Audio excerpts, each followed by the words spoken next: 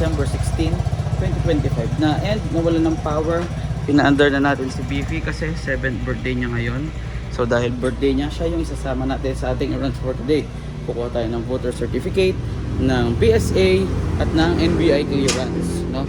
So syempre ang pinaka main agenda is maipakarwash natin si Beefy kasi nga birthday niya, and kung mapapansin natin o kung hindi nyo napapansin kasi di masyadong kita sa camera, ito na itsura niya. So tangina, sobrang putik, ilang buwan na siya hindi nakakaligo, no? So yun lang, pag transition ito, nandun na tayo sa pupuntahan ko. Let's go, drive lang me.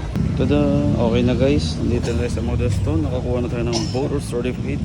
Okay na, sunod natin na sa SM San Tomas na kasi PSA naman papakuha natin. Let's go!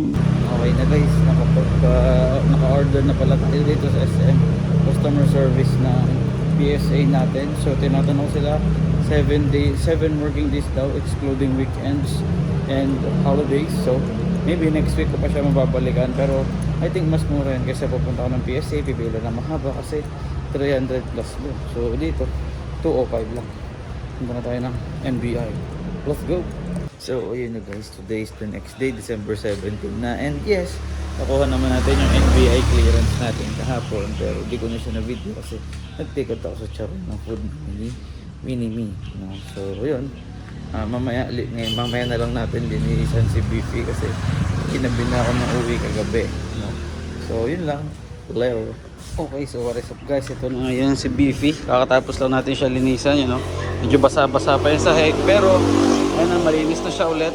Pa-birthday na natin sa kanya, 7th birthday. So marami sana magiging plans sa kanya, kaso medyo pause muna kasi nga nawalan tayo ng work. So yung mga errands natin kahapon ay para siya makapag-apply tayo ng work sa ibang bansa, no? So yun lang, shinare ko lang dito.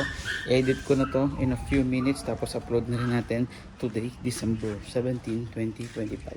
Let's go! Happy birthday, Beefy! 7 years old ka na. Let's go!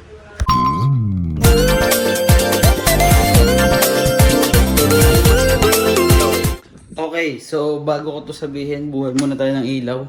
So, madedelay yung upload ko, yung pag-edit kasi kung bakit, ayan o, puking ina ng PLDT. Nawalan ng internet. So, hindi ko pa kasi nababack up yung ating mga video file. So, may konti kapag nagkaroon or kung kailan magkaroon, transfer ko agad siya, edit and then upload, no? So, yun lang. Let's go!